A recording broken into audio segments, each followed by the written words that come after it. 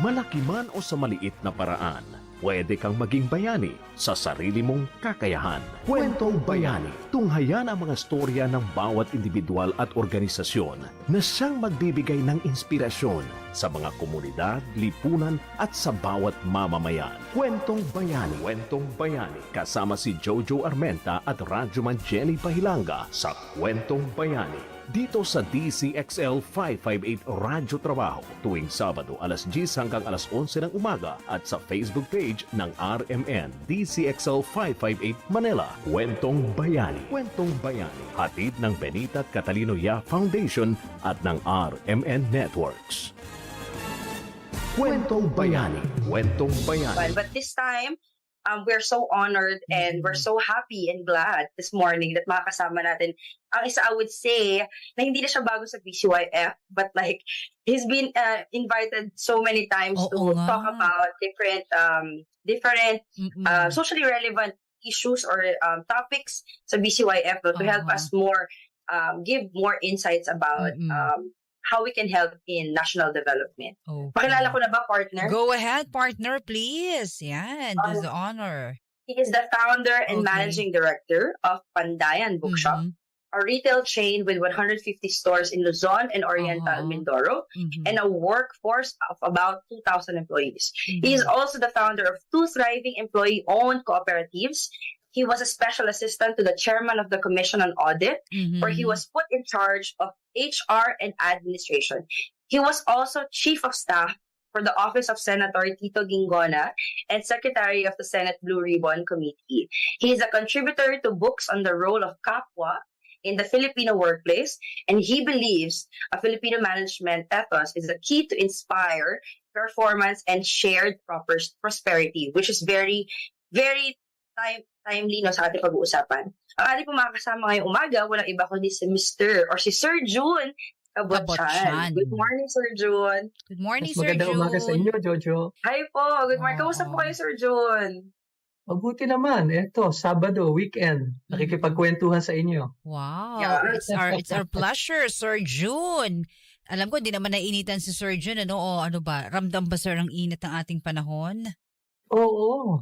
Talaga, mainit. Pero sa Baguio, hindi mainit. Galing ako doon kahapon. Uy, wow. The other day. Yeah, that's good. That's nice to hear. But anyway, yung mainit na yan, sir, yan ang mainit na ating pag-uusapan din ngayon. Dahil eto na nga po, sir, part of it, partner, Jojo, yung prosperity, no, na gusto nga natin ding pag-usapan, of course.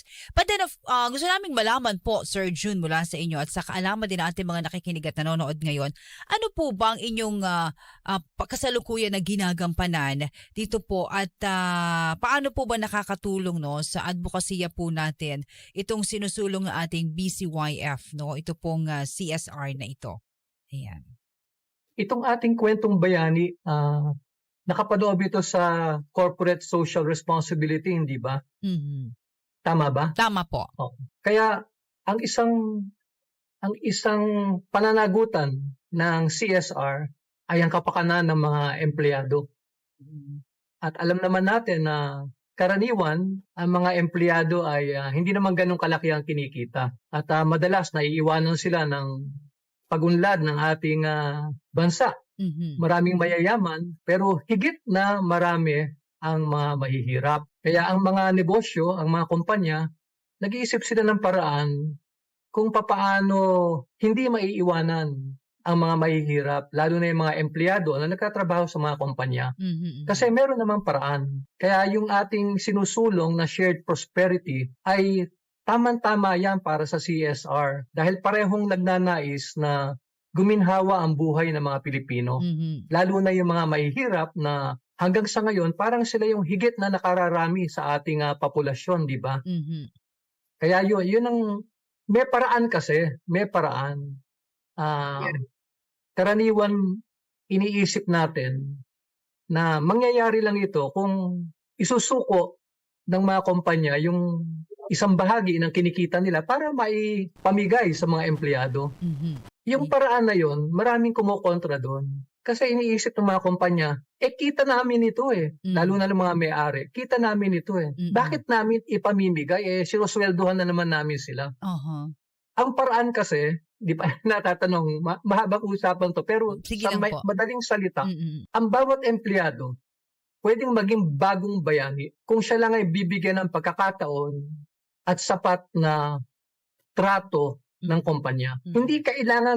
Hindi kailangan bigyan siya ng kumpanya. Mm-mm. Kasi yung empleyado, kung gagawin siyang investment ng kumpanya, bibigyan ng pagsasanay, bibigyan ng pagkakataon Ayun. na mag-ambag sa mga desisyon ng kumpanya, Mm-mm. kaya niyang tumulong, umunlad yung kumpanya. Oo. Hindi siya pulubi eh. Oo. Bigyan mo siya ng sapat na pagkakataon, magiging bagong bayani siya, matutulungan niya yung kumpanya niya. At napatunayan na yan ng maraming kumpanya. Mm-mm. Ang galing ng Maraming paliwanag. kumpanya.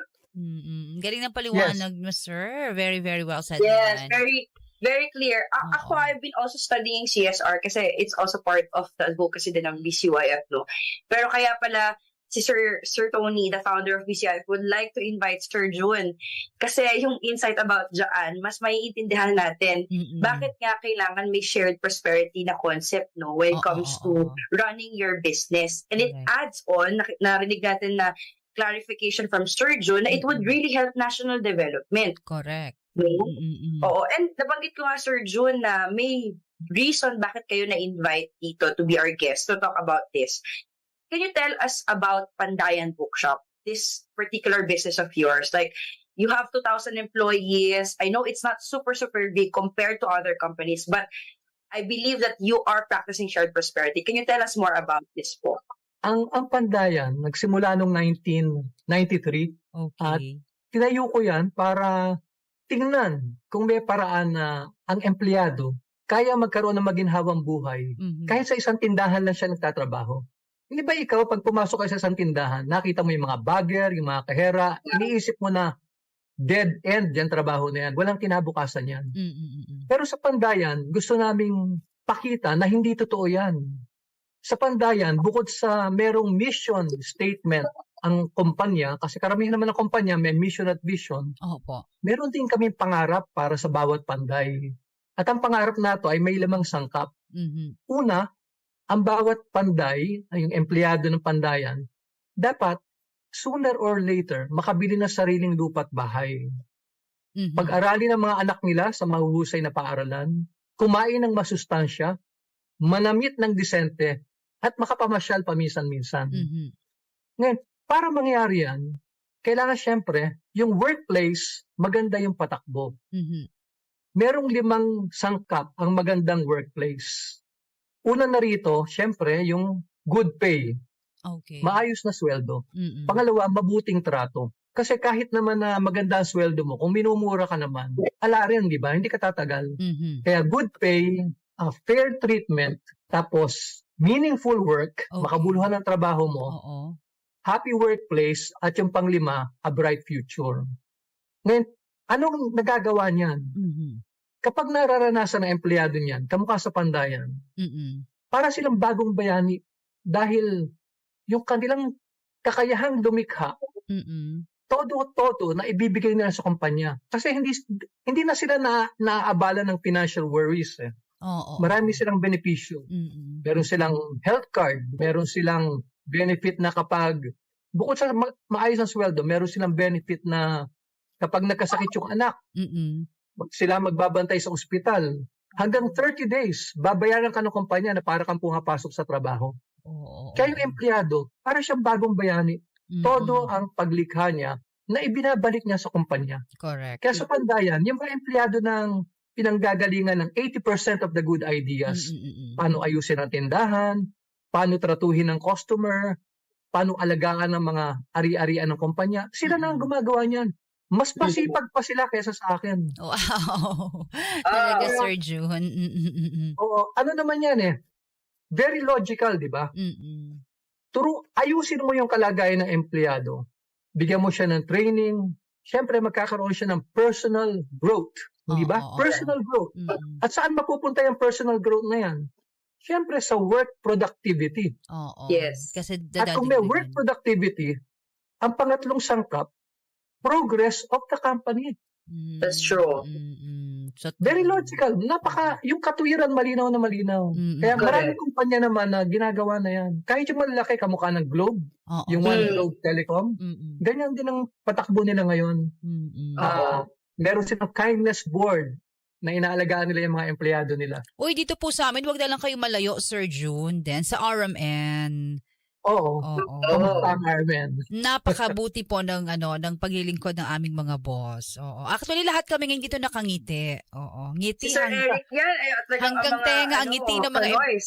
mga empleyado ngayon. Hindi kami pinababayan in all aspects of the of our mga big boss, sir. Yun ang maganda. Maraming salamat. Maraming salamat sa RMN. Thanks to RMN, of Yes. course. At saka Sir June, talagang kailangan i-practice yung balance between people, planet, and profit, no? Oy, malalim yung partner. Oo, sige, go. Oo, hindi Oo. kasi 'di ba, people, yung mga companies kasi tend to forget that they have to take care of the planet and also the people.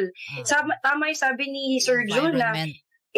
if tutukan mo at bigyan mo ng tamang alaga yung mga employee, it would make them, it would boost their productivity Mas lalo sila magiging excellent sa trabaho. At magkakaroon sila ng kwentong bayani. Oh, di ba? Correct. Yeah, which would add to national development. Prosperity. Yun tungkol sa SDG, 17 Sustainable Development Goals yan. Pinag-aaralan namin yan sa Pandayan. Ngayon, magagawa lang ng empleyado yan kung yung kanyang mga basic needs and problems, hindi na niya masyadong iniintindi. Kasi kung nakatali ang isip niya sa kung ano ang kakainin, ano ipangpapagamot sa nagkakasakit, iisipin pa ba niya yung SDG? Wala na siyang panahon sa SDG. Correct. Kaya sa Pandayan, may panahon. Marami kaming CSR na hindi mo akalain na magagawa ng isang empleyado na busy-busy na sa tindahan. Halimbawa na lang, kapag brigada eskwela, yung mga empleyado nagbo-volunteer sila. Nung nakaraang taon, 900 plus na public schools ang natulungan ng mga empleyado ng Pandayan. Pumunta sila, naglilinis sila, nag-aayos, nagdadamo. At pagkaraan nun, hindi kami tumitigil sa brigada eskwela. Pumipili kami ng mga paaralang mahihirap na pwedeng gawa ng micro-project. Madalas dito, mga sira ang CR, yung kesame nila bulok na, yung bubong bulok na, yung mga daanan putikan. Micro-projects, kayang ponduhan ng Pandayan yan. Yung empleyado na ang nagpupunta sa paaralan. Sila na nakikipag-usap sa guro at sa mga prinsipal. Hindi pa bagong bayani yan. Iisipin mo, mga ordinaryong empleyado lang yan sa tindahan, pero kaya nilang mag-micro-project. That's good. Eto maganda nitong tanong kong susunod, Sir June. Ako, gusto naming malaman din to, no? Ano po ang mga elements or factors, elemento po or factors na pwede po nating, o para makamit natin, yung pinag-uusapan po natin na partner Jojo, Sir June, sa Kwentong Bayani na shared prosperity po, para makatulong po tayo. Ito, pinag-uusapan na natin this time sa pag-unlad ng bansa, Sir June. Yung shared prosperity kasi, isa siyang konsepto na nasa antas ng kaisipan. Magandang pakinggan yan shared prosperity. Pero walang mangyayari dyan kung walang practice. Kailangan may practice na magpapatupad sa konsepto ng shared prosperity. Kaya ang isang practice na dyan, yung tinatawag na kung kaya, magpasweldo ng living wage. Okay. Yung living wage, yan yung halaga ng kita na pwedeng magbigay ng kaginhawahan sa isang pamilya. Sa ngayon, lampas sa 1,500 per day yan Kaya para sa maraming kumpanya, mabigat yun. Pero ang paraan nga, hindi yung magpapamigay ka.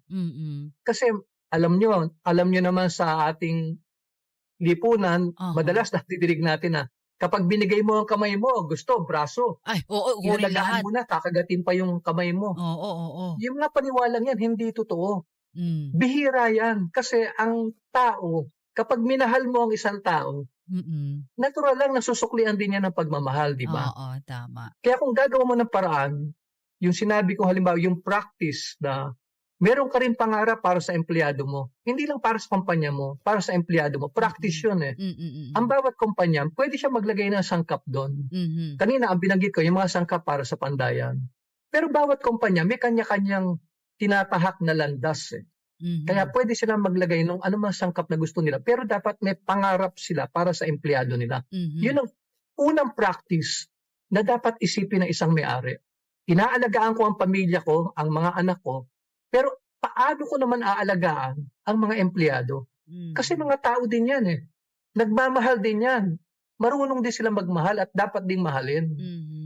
Di ba? Lahat tayo magkakapatid, di ba? Kung tutuusin. Kaya ang bawat kumpanya, dapat may pangarap para sa empleyado nila. Yun ang unang-unang practice na dapat sanang gampanan ng mga kumpanya. Tapos may iba pang practice. Ito tinatawag kong decay cycle. Ano naman yun, sir? Kapag ang empleyado alaga mo, ang batayan ng kumpanya para malaman niyang naaalagaan niya yung empleyado. Yung empleyado, focus sa trabaho. Focus. Kasi alaga na siya. Wala siyang iintindihin sa bahay eh. Kaya pagdating niya sa trabaho, focus siya sa trabaho niya. At alam naman natin, kapag focus ang isang empleyado, mamaya-mamaya, papasok na siya sa flow state. Flow. Fully concentrated siya na lahat ng talento niya, binubuhos niya sa kanyang trabaho. Dumarating ang gabi, hindi niya napapansin. Gabi na. Halimbawa sa RMN, gabi na. Hindi niya napapansin dahil gustong-gusto niya yung ginagawa niya. Ay, naku, Sir Jude. Totoo yan. I love At ang susunod, sa focus, sa flow, yung fulfillment. Dahil makakamit mo yung iyong mga work goals at iyong life goals. So, yan ang tinatawag kong cycle na focus, flow, fulfillment. Kung aalagaan lang ng mga kumpanya yung cycle na yan, aasenso yung kumpanya, hindi ba? Kasi makakabit yung mga layunin ng kumpanya, hindi lang yung personal goals ng empleyado, pati yung business goals ng kumpanya. Isang practice nila. At saka, Sir June, partner Jojo, kapag ang kumpanya mo kasi, ganyan po ang mga sinasabi ninyo, maibabalik ng ano yun, empleyado yun eh. Maganda yung flow, napaka-positive, right? Prosperity yung iikot within the company. Isipin mo, sa malalaking kumpanya, yung ordinaryong empleyado ba, nakikita nila yung CEO o yung may-ari? Wala lang. Mukha sa amin, sa Pandayan, kalat-kalat ang tindahan namin. Wala akong panahon para bantayan sila o bisitahin linggo-linggo o buwan-buwan. Kumisan 3-4 na buwan na nakakaraan bago ako makarating sa Apari o sa Tabaco Albay o sa Mindoro. Sino ang nasa tindahan ngayon? Di yung empleyado, di ba? Tama. Kaya kung hindi mo aalagaan yung empleyado, hindi rin niya aalagaan yung tindahan. Human nature lang yan eh. Pero kapag minahal mo yung empleyado, mamahalin din niya yung tindahan. Yun ang human nature. Kaya para di siyang may-aring nandun. Kapag nanakawan sila, alam mo ba, binabayaran nila ng kusa yun. Hindi nila tinuturo yung security guard. Humihingi sila ng pasensya. Tapos pinaghahati-hatian nila yung nawala. Kapag yung customer o tawag namin panauhin, kulang ang pambayad. Oo, sir. Haabonohan nila yon. Bibigyan na nila ng pera yung panauhin. Kasi kung minsan maliliit lang naman ang kulang, 5, 20 pesos, 5 piso, 20 pesos. Malaki na yung 100. Kaya inaabonohan nila yan. Ang sarap nga sa pakiramdam eh, tuwan-tuwa yung mga panauhin. Kasi mahal nila yung ginagawa nila. Ganon eh. Hindi ko nga akalain na mangyayari mga bagay na yan eh. Dahil sa... Pero ganon pala. Kapag minahal mo ang empleyado mo, mamahalin ka rin niya. Mamahalin din niya yung kumpanya. At trabaho.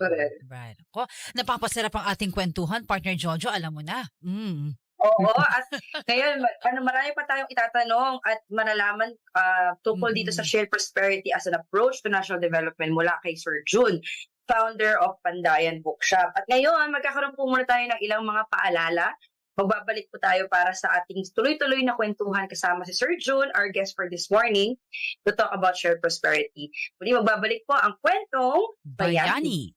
Yes, magandang umaga po ng Sabado ulit sa inyong lahat. Kasama po natin ngayong umaga ang founder and managing director of Pandayan Bookshop, si Sir June Cabutian. Nag-uusapan natin, partner, yung shared prosperity as an approach to national development. So tuloy natin yung kwentuhan natin, partner. Sarap ng kwentuhan kay Sir June. Sige, partner. Sarap ng kwentuhan natin kay Sir June. Ang dami nating natututunan, sir. Parang kulang yung isang oras sa dami na pwede nating laman.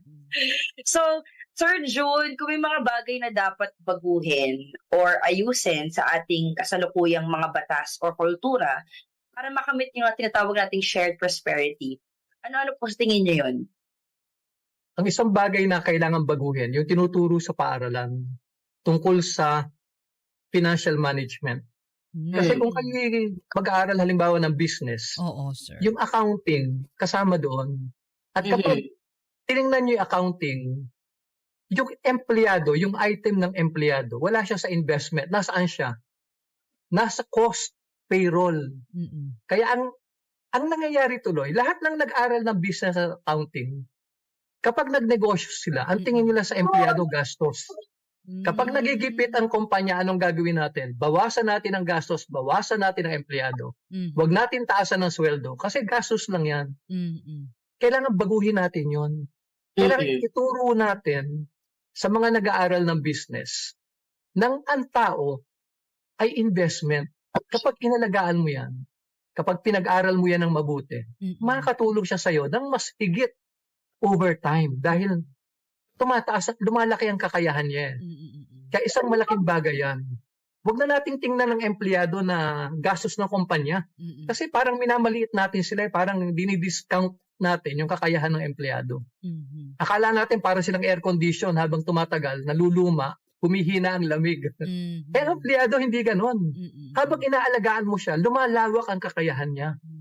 Diba? Correct. Kaya yun ang isang dapat natin baguhin, yung ating tinuturo. Follow-up question ko lang, Sir Jun, kasi since you also work in the government, no? Sa tingin mo ba may mga, tingin niyo po ba may enough support government programs widely para makatulong dito sa pag-unlad ng concept na shared prosperity? Ito, magsasalita ako sa gobyerno natin. Ang gobyerno natin maraming nagagawang mabuti. Kaya lang, over time, yung pananaw sa pagtatrabaho sa gobyerno, maraming nabago. Kasi para ka makapagtrabaho sa gobyerno, karaniwan, kailangan civil service eligible ka, hindi ba? Yes. Kaya tinawag na civil service. Civil service dahil serbisyo sa bayan. Eh marami ngayon, kapag tinanong mo, bakit ka magpupulis? Malaki daw kita ron eh. Bakit gumugusto sa BIR o sa customs? Malaki daw ang kita ron eh. Kapag ganyan na naging pananaw natin, hindi na civil service dapat. Dapat itawag natin civil business. Nagtatrabaho ka na, nag-iisip ka pa ng ibang pagkakakitaan. Yan ang nangyayari sa marami eh. Nag-iisip sila, pag may posisyon sila at sila yung nagdidesisyon, may dadaan sa kanila na dapat sila ang pipirma. Minsan, iba na yung dumadaan sa isip nila. Kapag gano'n ang nangyari, syempre nadidistract yung ating government worker dahil naiisip na yung pagkakita, imbis na magserbisyo, yung kita ang inaano. imbis na serbisyo, ang iniisip na yung pagkakakitaan. Yan ang isang kailangan baguhin natin sa kultura ng gobyerno. Isipin natin na kaya ka pumasok sa gobyerno para maglingkod. Maglingkod, napakamahalagang bagay niyan. Naglilingkod ka sa taong bayan. Hahangaan ka kapag talagang wagas ang iyong paglilingkod, hindi mo hinahaluan ng sideline. Oo. And to think, Sir Jun, partner Jojo, na ang taong bayan na nagpapasweldo, hindi ba? Sa ating mga civil service. Nandun na yun. Oo. Pero alam niyo po, Sir Jun, and kasi I work in the government for a year, no? Noong 2015 to 2016. Parang sabi ko nga din, culture din yan eh. Alam niyo, yung corruption is a curse. No, it can be passed on to people. And I think, enable for it to be break, kailangan yung next generation, yung mga bata ngayon na, na sila yung minomold natin into future leaders, kailangan masimulan sa kanila talaga eh. Kasi yung wala na tayong magagawa to sa mga matatanda na sa government na they have that mindset na, na parang mahirap nang baguhin yan eh. So that's why we are focusing, I think BCYF has been really pushing for the young people din talaga. Kasi ito yung mga susunod na leader natin na pag sila, iba ang perspective nila about approaching the national development, then they could break the chain, they could break the curse. And when they have the position and authority to lead, civil service will be really by heart, not by just this. Diba? Mapuputol. Oo. Ang isang importante riyan, yung kabataan natin, na maintindihan nila kung ano ang halaga ng buhay. Yeah. na kailangan magkaroon ako ng makabuluhang buhay bago ako mamatay. At saan ko makikita ang kabuluhan? Sa pagtrato ko sa aking kapwa, hindi Nang ba? ganun din. Yung pagmamahalan. Hindi yung Yes. kabuluhan na pera, sarap, yung sikat ako, popular ako. Kasi pag mamamatay ka na, hindi naman tatanong sa Diyos ng Diyos sa'yo kung gaano ka ba naging popular, gaano karaming pera ba ang naipon mo. Ang tatanungin niya sa'yo, Anong nagawa mo? gaano karaming tao ba ang minahal mo? Oo. Di Correct. ba? Yung nagawa mo. Yeah. Oo. Kaya yung Kaya kabataan natin, sana yan ang Ilagay kabuluhan mo. sa buhay. Yan ang bigyan nila ng diin.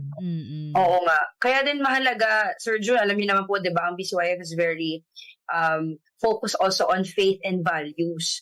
Lahat ng ginagawa natin, naka-anchor yan sa faith and values. Kasi totoo yun eh. Like, what legacy would you leave this world?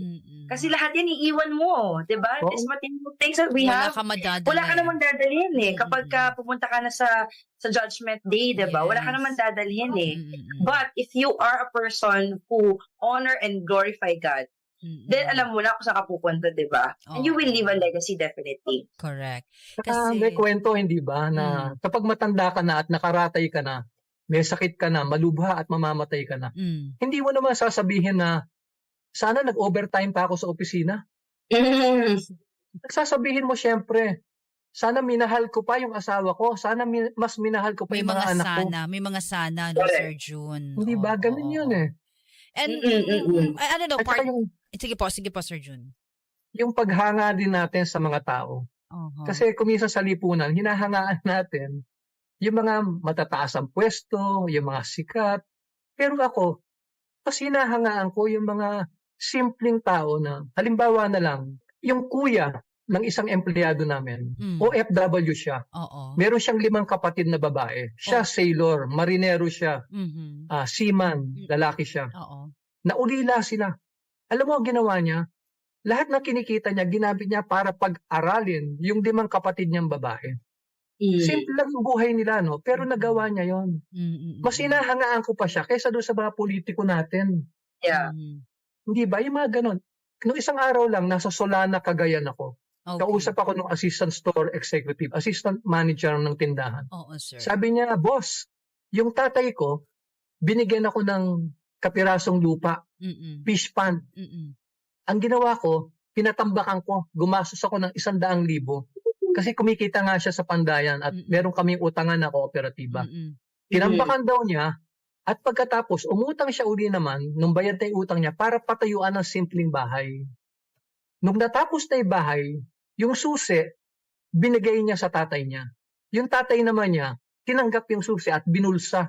Sabi niya, hala, tatay, sa'yo na yung bahay na yan, bigay ko sa'yo yan. Hindi ba? Yung kanyang, kasi dalaga pa naman siya, inuna niya yung magulang niya. Hindi ba, yan ang mga bagong bayani na tinatawag. Mga simpleng tao na inaalagaan nila yung mga mahal nila sa buhay. Yes. Yan ang dapat hangaan natin, hindi yung mga rumaratsyadang mga politiko natin, at kung sino-sino mga artista, hindi ba? That's true. Oo, totoo po yan. Ito magandang tanong namin din sa iyo, Sir Jun, ni partner Jojo sa Kwentong Bayani. Sir, ako, yung mga nakikinig sa atin, nanonood sa atin, even yung mga kabataan natin, paano kami makaka-contribute o makapagbibigay ng aming kontribusyon sa ibabahagi para sa tinatawag nating national development, sir? Yung contribution o ambag sa national development, napakalawak isipin yan. Na kung ikaw ay karaniwang tao, ang iisipin mo ay, hindi ko kaya yan. Oo. Ayoko niyan, hindi ko kaya yan, wag niyan ang pag-usapan natin. Oo. Pero hindi naman yun ang hinihingi sa'yo eh. Para makatulong ka sa ating bansa, ang hinihingi lang sa'yo, mahalin mo yung kapwa mo. Mahalin mo yung kapwa mo. Huwag mo siyang pagsabantalahan. At yung talento mo, ibigay mo para sa pamayanan. Yun lang ang gawin mo. Yung kung ano lang yung kaya mo. Halimbawa, may matandang tumatawid na baka masagasaan. Samahan mo siya sa pagtawid. O kaya yung may nahihilo sa daan. Huminto ka sandali. Tanungin mo, may problema ba ma'am? Paano ko kayo matutulungan? Yung maliliit lang na bagay. At unti-unti. Kasi yan ang mga kaya mo lang gawin kung nag-aaral ka pa lang, estudyante ka, hindi ba? Wala ka namang kinikita. Yes. Pero yes. meron kang lakas sa talino na pwede iambag. Mm-mm. Pero habang nag-aaral ka at nagtapos ka na, nagtatrabaho ka na, lumalawak ang iyong kakayahan. Mm-mm. Pagdating mo sa trabaho, paano ka makipag-ugnayan sa kapwa manggagawa mo? Yun ang importante. Hindi ba? Imbes na teamwork, ang nangyayari ba ay crab mentality? Mm-mm. So, paano aasenso yung organisasyon? Mm-mm. Kung doon lang sa maliit na grupo na yun, nagkakagalit-galit pa kayo. Nagkakachismis. Kaya ang isang maiambag mo, tumulong ka. Tumulong ka para maging maayos ang samahan ninyo. Imbes na magsiraan kayo, magtulungan kayo. Pare-pareho kayong aasenso. Kasi pag nagkakagalit kayo, pare-pareho kayong babagsak. Mawawala yung prosperity, Sergio? Ayan, talaga. Prosperity. The word for the day from Sir June, partner Jojo, narinig ko, is pakikipagkapwa-tao. Nandun na lahat. Diba? Talaga. Alam niyo, sa ating buhay, sabi ng isang cultural anthropologist na 50 taon niya halos pinag-aaralan yung mga indigenous people, yung mga IP. Sabi niya, ang tao, merong 3 universal processes. 3 proseso na dadaanan. Walang makakaiwas dito, walang ligtas kahit sino. Una, work with self. Kailangan yung self-development, di ba? Yung growth. Hindi ka makakaiwas dito. Kailangan paunlarin mo yung sarili mo eh. Kaya you have to work on that. Work with self. Ang pangalawa, work with another. Yung una, pagpapakatao, di ba? Work with self. Itong pangalawa, pakikipagkapwa-tao. Work with another. Paano ka makipag-ugnayan? Kamusta ang personal relationships mo? Hindi ka makakaiwas dyan kasi nabubuhay ka na may ibang tao eh. At yung pangatlo, pagkamakatao, work with groups. Di ba? Work with the organization of community. RMN. Di ba? Work with your barrio, community. Your village, your barangay. Work with society, work with the Philippines. Yan ang pagiging pagkamakatao. Kaya 3 bagay yun. Pagpapakatao, pakikipagkapwa-tao, at pagkamakatao. Lahat tayo dadaan dyan. Pagbutihan lang natin yan. Uunlad ng bayan natin. Wow. Galing. Oo, partner. Sir Jun, hinga namin kayo ng kasi we already asked for, as an individual, paano kayo makakontribute, nagbigay na kayo ng advice. Pero ito, ano yung mensahe nyo sa mga kapwa nyo business owner na nakikinig sa amin, whether maliit, malaki, na basta may-ari siya ng isang kumpanya at may mga empleyado, ano po yung advice or your message to them so they will also be motivated and inspired to do the same what you're doing in Pandayan Bookshop? Mabigat na payo yan kung ibibigay, pero susubukan ko. Ang nagnenegosyo kasi, gusto niya palakihin yung kita niya. Of course. Natural naman yun, That's hindi number ba? 1, yes. Para lumaki yung kita, merong mga standard na paraan. Halimbawa, kailangan mura yung bili mo sa mga kasangkapan mo o paninda, tapos ibenta mo ng mahal. Isang paraan yan.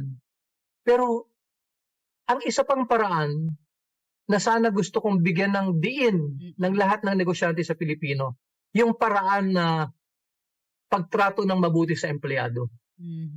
Kasi pag tinrato mo yung empleyado mo ng halimbawa, nagtitinda ka lang ng bigas sa palengke. Siyempre, kung minsan wala ka doon, di ba? May binyag yung anak mo, wala ka doon. May bantay ka doon. Yung bantay mo, halagaan mo siya ng mabuti. Kasi habang wala ka sa tindahan, siya yung muka ng tindahan mo. Siya yung nag-aalaga ng bigas para hindi matapon, para hindi manakaw. Siya yung nandoon.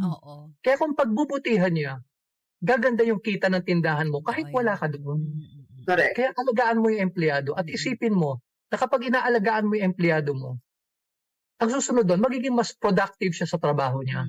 Dahil aalagaan din niya yung tindahan eh. Correct. Papatayin niya yung ilaw kung hindi kailangan. Yung gripo, papatayin niya kung nasasayang yung tubig. Magkukusa May siya. malasakit siya. At ang susunod doon, syempre, yung lalaki yung kita. Isang paraan din yan para lumaki yung kita mo. Alagaan mo yung empleyado mo. Kaya kahit maliit ang negosyo mo o malaki ang negosyo mo, yung paraan na yan, yung pag-alaga sa empleyado, magagawa mo yan. Kailangan ka lang maniwala. Kasi yung iba, sasabihin naku, gastos na naman yan. Marami na nga pinapaswelduhan magbibigay pa ba ako ng mga benepisyo at kung ano-ano, gastos lang yan. Hindi dapat ganon. Dapat isipin nga natin na hindi gastos yung empleyado. Yun nga lang, hindi kanya masusuklian agad. kailangan maniwala ka na kapag inalagaan mo yung empleyado, darating yung pagkakataon Yes. na siya naman ang mag-aalaga sa'yo. Yeah. Kamukha lang yung kwento nung leon, di ba? At saka nung daga. Na yung, ibig sabihin, maliit na hayop yung daga. Eh yung leon o yung elepante, mayabang yan, malaki siya eh. Minsan natinik siya, hindi ba? Yun ang kwento eh. Oo. Hindi naman niya mabunot yung tinik mag-isa. Kailangan niya yung maliit na hayop para tingnan yung paa niya at saka bunutin yung tinik. Oo. Kaya ganun din tayo. Yes. Yung mga mayayaman, yung mga malalaki, makapangyarihan, kaya rin tayong tulungan nung mga inaakala nating maliit sa atin. Kaya nila. Bigyan lang natin sila ng Ako, pagkakataon. Sir Jun, pinapaiyak mo si partner Jojo. Ayan o, iyak na.